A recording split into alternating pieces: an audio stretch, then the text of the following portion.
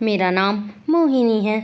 मेरी सास ससुर के सिर्फ 2 ही बेटे थे, जिनमें से एक मेरे पति से छोटा यानी मेरा देवर राकेश था। मेरी शादी को अभी 1 साल ही गुजरा था कि मेरे देवर ने दूसरे मुल्क में रहते हुए ही एक लड़की से शादी कर ली। इस बात पर हमारे परिवार में बहुत ड्रामा बना कि उसने किसी को बताया भी नहीं, वहाँ पर लड़की भी पसंद कर ली और उससे शादी भी कर ली। जब भी कहते कि वापस क्यों नहीं आते तो कहता था कि काम बहुत ज़्यादा है। वह एक होटल में काम करता था, जिसके बिना कौन सा होटल बंद हो जाता। खैर, जितने मुंह उतनी बातें। वक्त गुजरता रहा, फिर उनके यहाँ एक बेटी पैदा हो गई, जिसके फ़ोटो उसने व्हाट्सएप पर भेजे थे, लेकिन फिर भी वह वापस नहीं आ रहा था। हमारे घर में हर टाइम यही बात होती रहती। इस तरह साल गुजरते गए, यहाँ तक कि उसकी बेटी 11 साल की हो गई। फिर उसने अचानक कहा कि अब हम लोग इंडिया वापस आ रहे हैं। मेरी सास तो गुस्से में थी, लेकिन बेटे की वापसी के बारे में सुनकर माँ का दिल भर आया। आखिर माँ तो माँ होती है। जब वह लोग वापस आए तो राकेश को देखकर सब हैरान हो गए। जब गया था तो बिल्कुल जवान और खूबसूरत था, और अब ऐसा लग रहा था जैसे ज़िंदगी की बहुत बहारें देखकर बूढ़ा हो गया है। लेकिन उसकी पत्नी बहुत ज़्यादा खूबसूरत थी। लगता ही नहीं था कि 15 साल की बच्ची की माँ है। इस कदर खूबसूरत और देखने में बहुत ज़्यादा जवान लगती थी। उसका कद बहुत लंबा था। उसने पैंट शर्ट पहन रखी थी। सब कह रहे थे कि बाहर के देश से आई है तो इसी तरह के कपड़े पहनेगी। अपनी देवरानी को देखकर तो मैं जल कर राख ही हो गई थी।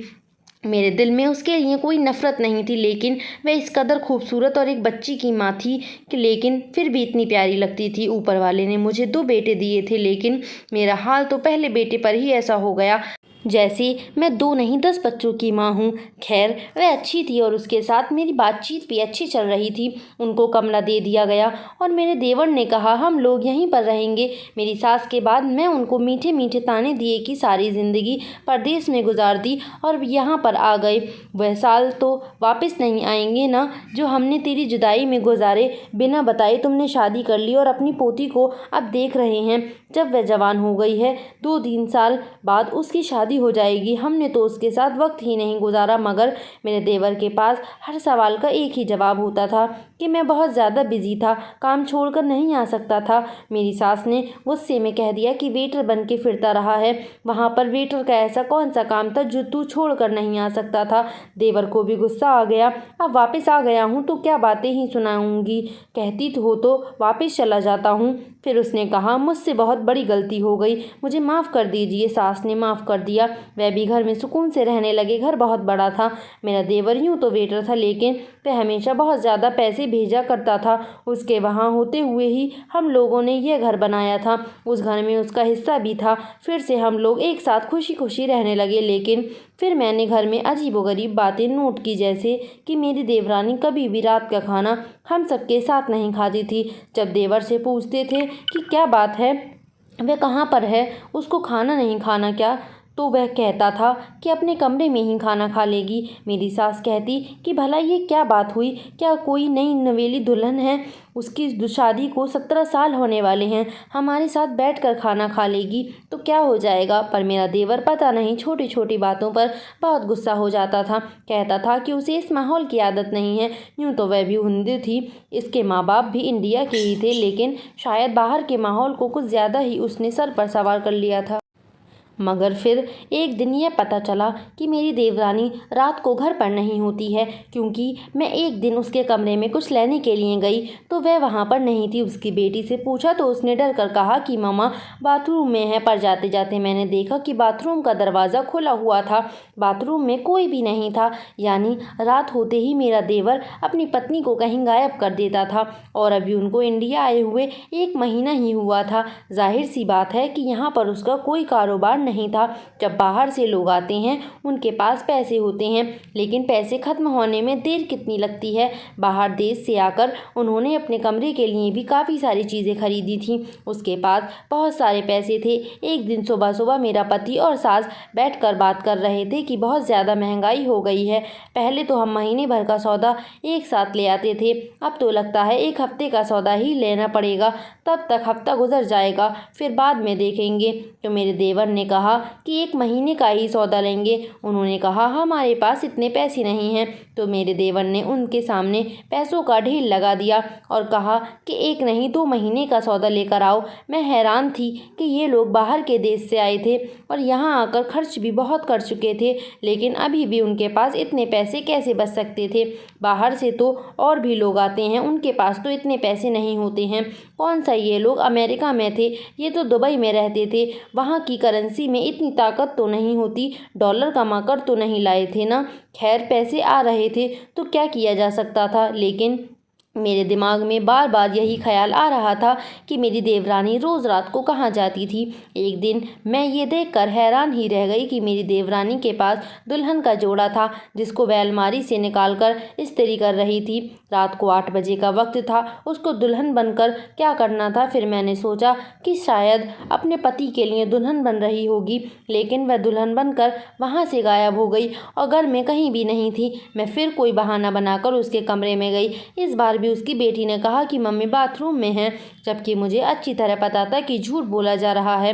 मेरी देवरानी रात को दुल्हन बनकर कहाँ गई थी, ये क्या हो रहा था। उनके पास इतने सारे पैसे थे, मेरे दिमाग में तो यही बात आ रही थी कि ये सारे पैसे मेरी देवरानी कमा रही है और औरत इतने सारे पैसे सही तरीके से कमा ही नहीं सकती थी। कोई ना कोई गड़बड़ ज़रूर थी। एक दिन देवरानी किचन में खड़ी थी और मुझे कहा कि मेरी बेटी के लिए भी बर्गर बना दो, उसे बहुत पसंद है। मैंने कहा खुद बना लो, मुझे देर हो रही है, सामान यहीं पर रखा है। उसने कहा कि मुझे बनाना नहीं आता। मैंने कहा क्या मतलब। तो उसने कहा मैंने कभी खाना बनाया ही नहीं। वह बड़े आराम से ये सारी बातें कर रही थी। इसके अलावा भी उसे घर का कोई काम नहीं आता। उसे अपनी बेटी के बाल तक बनाने नहीं आते थे। उसकी बेटी मेरे पास आ जाती कि मेरी भी कोई बेटी नहीं थी, इसलिए मुझे बहुत अच्छा लगता था।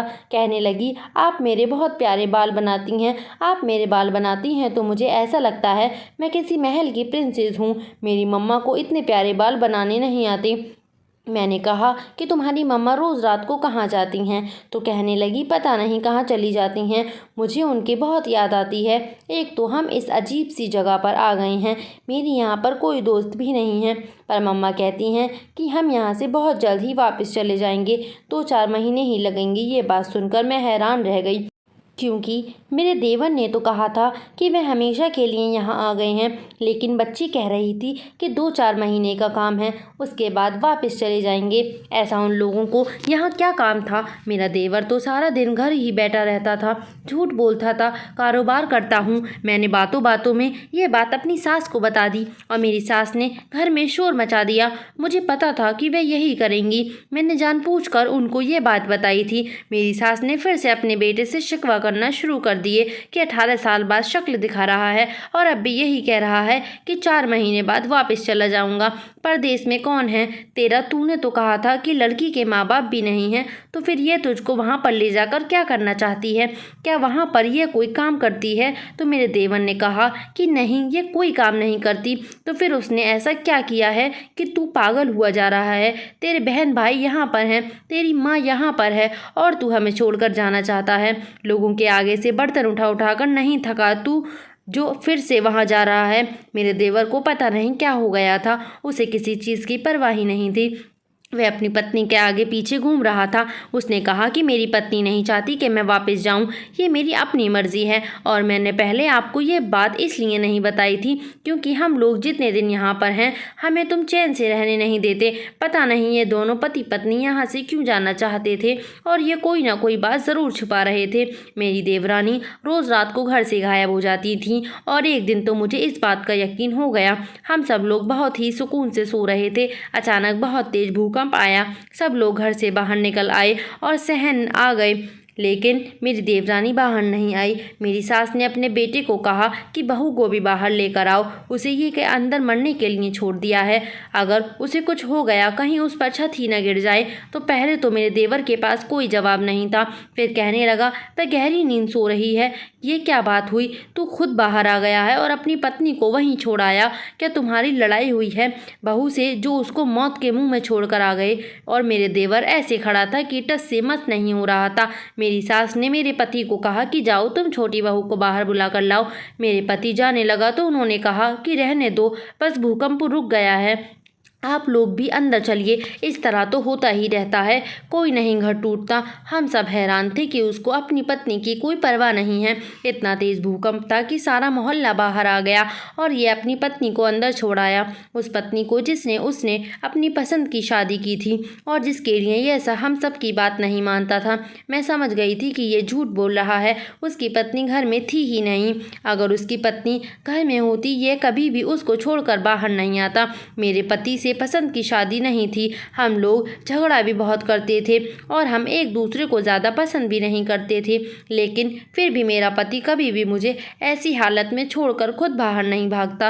रात का वक्त था तो मुझे मेरे देवर के कमरे से किसी के रोने की आवाज़ें आने लगीं। कोई लड़की रो रही थी, ये तो उसकी बेटी की आवाज़ थी। मैं अंदर चली गई कि ऊपर वाला रहम करे, क्या हो गया है। मैंने देखा वह छोटी सी बच्ची बेचारी रो रही थी।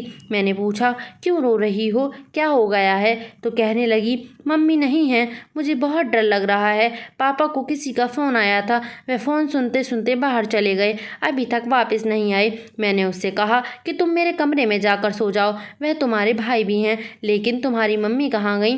तो उसके मुंह से निकल गया कि मेरी मम्मी तो मिशन पर गई हैं। मैंने कहा, क्या मतलब है, कौन से मिशन पर गई हैं? मुझे उसकी बातें समझ नहीं आ रही थीं। वह कि वैसे ही मासूम थी, उसे किसी बात का पता नहीं होता था। सारी ज़िंदगी बाहर के देश में रही थी, यहाँ आकर उसका दिल बहुत परेशान रहता था और वह वापस जाना चाहती थी। कहने लगी वह इसी घर में मिशन पर गई है, साथ वाले कमरे में। मैं हैरान हो गई क्योंकि साथ वाला कमरा तो मेरे ससुर का था और वह इस दुनिया से जा चुके थे, इसलिए मेरी सास भी अब दूसरे कमरे में सोया करती थी।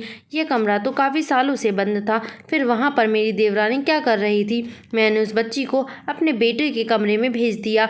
वैसे भी वह उस टाइम बैठे कोई वीडियो गेम खेल रहे थे। सोचा कि उसका भी दिल बहल जाएगा और खुद ससुर के कमरे की तरफ चल पड़ी। वहां जाकर देखा तो हैरान हो गई, उसका दरवाज़ा खुला हुआ था, जबकि यहाँ पर तो हम लोग ताला लगाते थे, घर का कोई फालतू सामान भी यहाँ रख देते थे।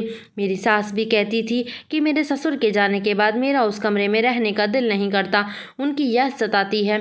वह दूसरे कमरे में रहती थी, लेकिन जब मैंने उस कमरे की खिड़की से झांक कर देखा तो हैरान रह गई। अंदर तो मेरे ससुर जैसा ही कोई बूढ़ा इंसान खड़ा था, उसका चेहरा दूसरी तरफ था, लेकिन मुझे उसका चेहरा नजर नहीं आ रहा था। लेकिन उसके सफ़ेद बाल थे, उसने पैंट कोट पहन रखा था। एक पल को तो ऐसा लगा मेरे ससुर ही खड़े हैं, लेकिन ऐसा कैसे हो सकता था? वह इस दुनिया में नहीं थे। मेरी देवरानी वहीं पर थी और वे दोनों आपस में इस तरह बात कर रहे थे जैसे कोई बड़ी ही ज़रूरी बात कर रहे हों। मैं भी कमरे में अंदर चली गई और वे मुझे देखकर घबरा गए। मैंने कहा कि कौन हो तुम, यहाँ पर क्या कर रहे हो? पता नहीं कौन था, सामने से इंग्लिश बोलने लगा। मुझे इंग्लिश नहीं आती थी। उसने मेरी देवरानी से इंग्लिश में कोई बात की और वहां से दुम दबाकर भागने की कोशिश करने लगा। मेरी देवरानी ने उसे हाथ से इशारा करके भागने से रोक लिया। मैंने कहा, कौन हो तुम और इस टाइम हमारे घर में तुम्हारा क्या काम है और अंदर किस तरह आए हो तुम? मैं बोलती रही तो मेरी देवरानी ने आकर मुझे रोका।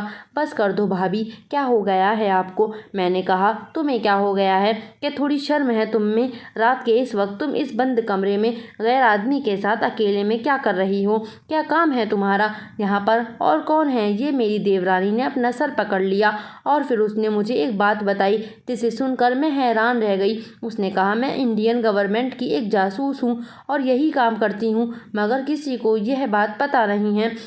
आपके देवर ने मुझसे भले ही मोहब्बत की शादी की है, लेकिन इसके लिए मैं अपना काम, अपना फ़र्ज़ तो कुर्बान नहीं कर सकती, इसलिए मैं वहीं पर रही। मैं अभी इंडिया वापस नहीं आना चाहती क्योंकि मेरा काम ही इस तरह का था। फिर मुझे यहाँ का एक प्रोजेक्ट मिल गया जो बहुत गंभीर था। मैंने अपने पति से कहा कि इंडिया चलते हैं, तुम्हारे घर वालों से भी मिल लेंगे, लेकिन मेरा काम ऐसा है कि मुझे जासूसी करने रात को ही जाना पड़ता है।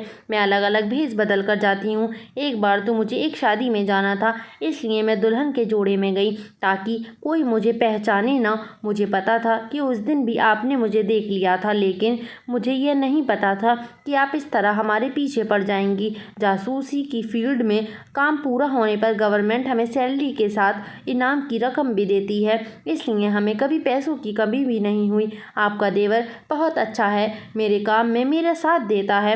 मेरे फ़र्ज़ को निभाने के लिए उन्होंने अपनी सारी ज़िंदगी मेरे नाम कर दी। वह वहाँ पर कोई ख़ास काम नहीं करते, बस उनका छोटा मोटा कारोबार है। सच कहूँ तो वहाँ बस मेरे लिए रहते हैं, क्योंकि मैं वहाँ इलाका नहीं छोड़ सकती। आप मुझे मेरा फ़र्ज़ निभाने दें, मेरे फ़र्ज़ के रास्ते मत आओ। बस आप ये समझें कि हम लोग जागते हैं तो आप लोग सुकून से सोते हैं, ऐसा ही हमारा काम है। मुझे अपनी देवरानी पर बहुत फ़क्र हुआ कि वह इतना अच्छा काम करती है। मैंने उससे माफ़ी मांगी और कहा, मैं आइंदा तुम्हारे मामले में नहीं बोलूँगी, और अगर तुम कहीं गई होगी तो पीछे से सारा मामला मैं संभाल लिया करूँगी।